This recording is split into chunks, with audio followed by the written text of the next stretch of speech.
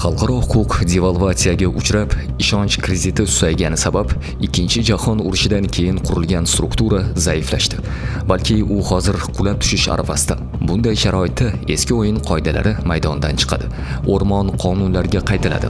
Xuddi biz hozir guvohi bo'layotgandek.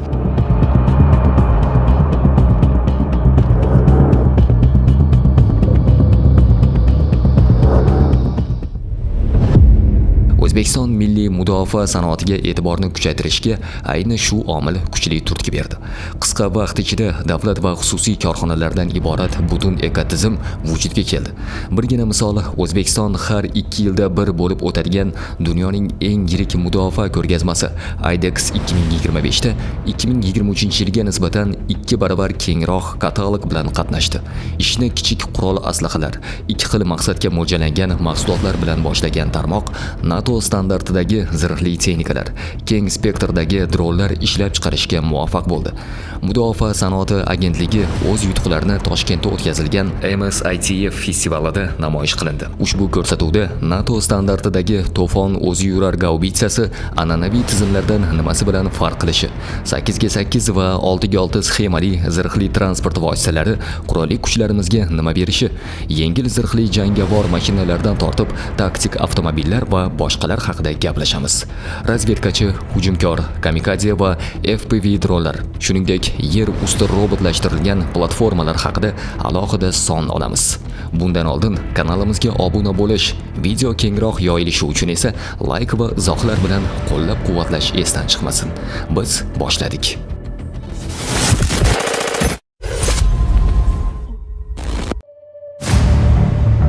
Uchuvchisiz uchish qurilmalari jang olib borishning yangi qoidalarini joriy qilib, eski doktrinalarning aksarini makulaturaga aylantirib qo'ydi. Biroq hanuz artilleriya og'ir tosh bosyapti. Boisi ular hozirda ommalashgan FPV dronlardan ko'ra 2-4 barobar uzoqroqqa zarba berishi, og'irroq talofat yetkazishi mumkin. Elektron urush tizimlari akkumulyator quvvati kabilardan g'am qilmasa ham bo'ladi. Biroq qariyb 50 kilogramm og'irlikdagi snaryadlarni otish uchun bahaybat gaubitsalar kerak. Ular esa hozirgi zamonda tez payqaladi, oson yo'q qilinadi. Yechim esa mobillikdir.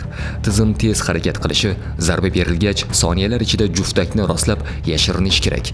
Harbiy terminologiyada shoot and scout deb nomlangan taktikaga To'fon tizimi javob beradi.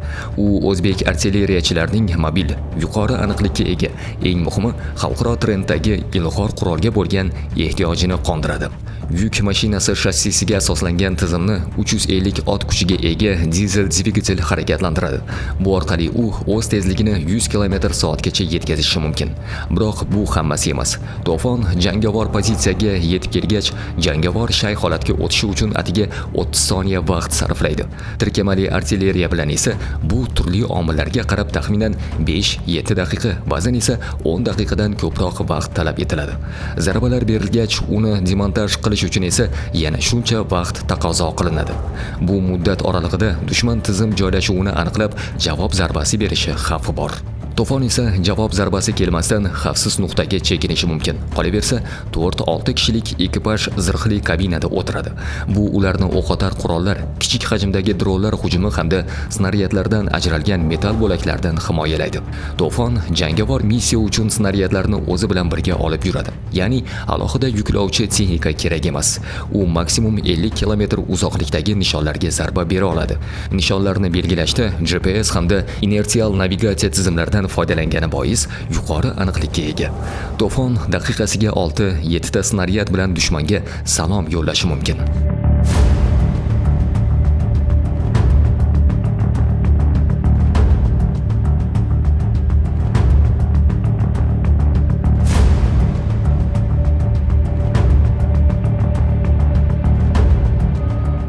Arslon 8x8. To'fon post-sovet makonida keng ommalashgan 152 mm kalibrli snaryadlarni ham NATO standartidagi 155 mm o'q-dorilarni ham qo'llay oladi. Biroq u O'zbekiston taqdim etgan g'arb namunasidagi yagona harbiy texnika emas. 2023-yili jamoatchilikka ilk bor ochiqlangan Arslon 8x8 jangovar mashinasi yuqori standartlar bilan ajralib turadi. Mustahkam zirh old tomonidan 30 mm kalibrli snaryadlarga bardosh dosh beradi. Orqa tomondan esa 14.5 mm kalibrli pulemyot zarbasini qaytaradi. Biroq bu hammasi emas. Shassi va kabina tuzilishi jangovar mashina ichidagilarni 10 kg trotil ekvivalentidagi mina yoxud portlovchi moddadan himoya qiladi. Shunchaki solishtirish uchun BTR-82 da bu ko'rsatkich 2-4 kg ni tashkil qiladi.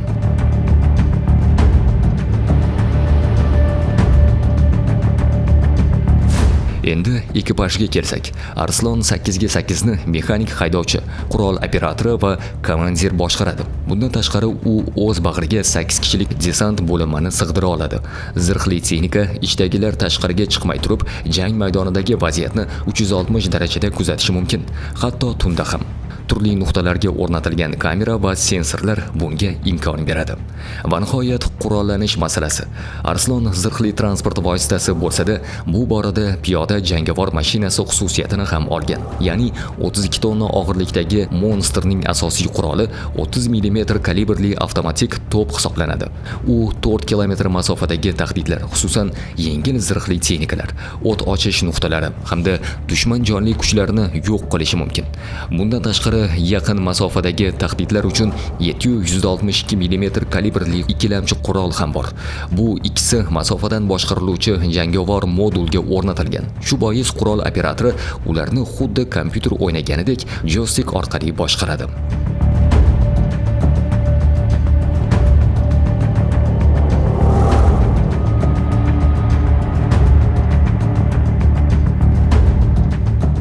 Arslon 6x6.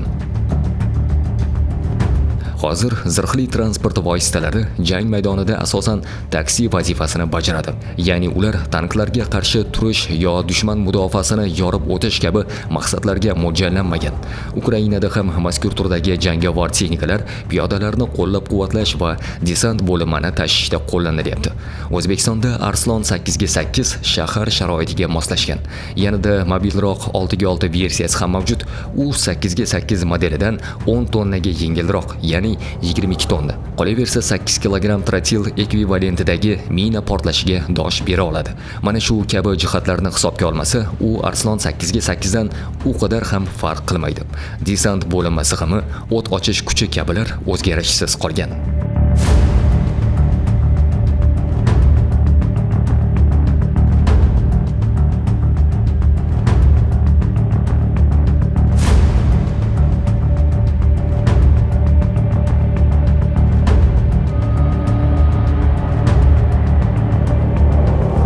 Yengil zirhli mashinalar.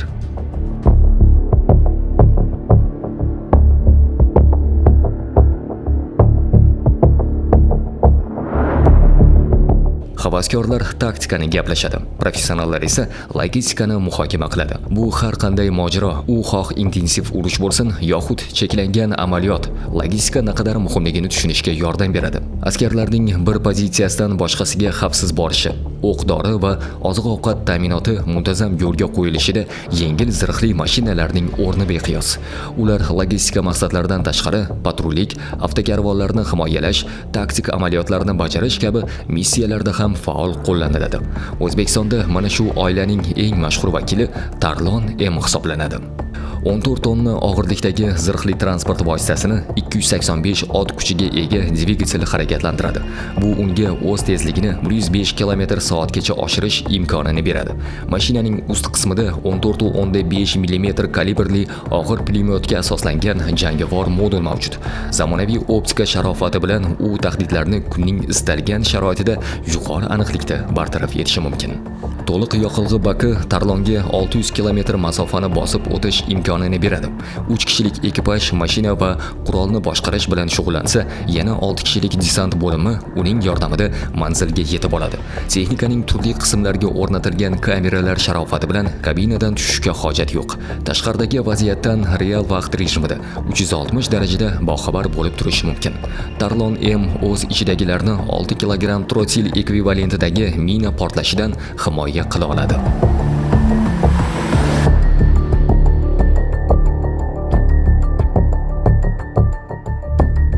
Qalqon asosan shahar sharoitidagi amaliyotlarga moslashgan yengil zirhli avtomobil hisoblanadi. U Tarlon M modelidan 2 barobar yengilroq. Qolaversa, masofadan boshqariluvchi jangovar modul emas, 12.7 mm kalibrli pulemyot uchun turel bilan jihozlangan. Qalqon o'z bag'riga 2 kishilik ekipaj va 6 nafar desantchini sig'dira oladi. 155 ot kuchiga ega dvigatel esa tekis yo'lda 110 km/s tezlikka erishish imkonini beradi.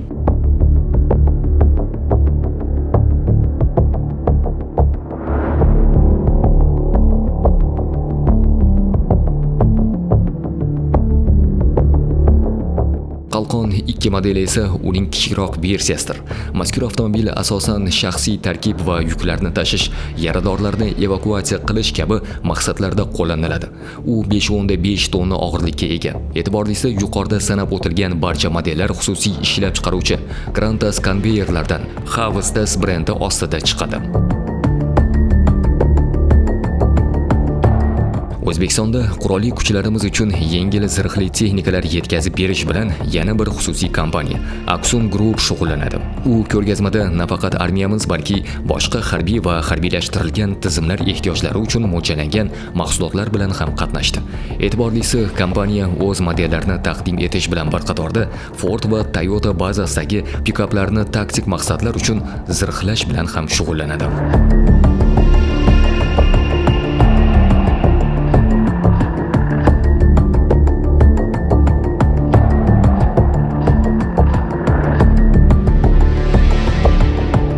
Bizning Aksun kompaniyasi 2021-yilda tashkil topgan bo'lib, u o'zining yengil zirhli avtomobillarini O'zbekiston armiyasi uchun taqdim etib kelmoqda. Ya'ni bizning avtomobillar o'zining yo'l tanlamasligi, ya'ni shahar hamda dala sharoitlarida ham bemalol yura olishliklari bilan boshqalardan ajralib turadi. Bugungi ko'rgazmada biz o'zimizning 5 xil avtomobillarimizni ko'rsatmoqdamiz. Ularga Ford hamda Toyota avtomobillariga asoslangan mashinalar kirib ketadi. Jayra mobillik va zamonaviylik jihatlarini o'zida mujassamlashtirgan tizim hisoblanadi. Pikap bazasiga asoslangan platforma kamikadze dronlarini uchiradi. Bu uchun avtomobil salonidan tushishga hojat yo'q. Dronlar kapsuladan avtomatik tarzda uchib chiqadi. Mashina ustiga o'rnatilgan to'siq 2 elektron urish tizimi esa dronlarni aniqlab, bir nechta chastota diapazonlarda ishlovchi boshqaruv va navigatsiya signallarini bostiradi. Pikap Jayraga yuqori mobillikka erishish imkonini berdi. Qariyb 2 tonna vaznga qaramay, u tezligini 100 km/s ga yetkazishi mumkin.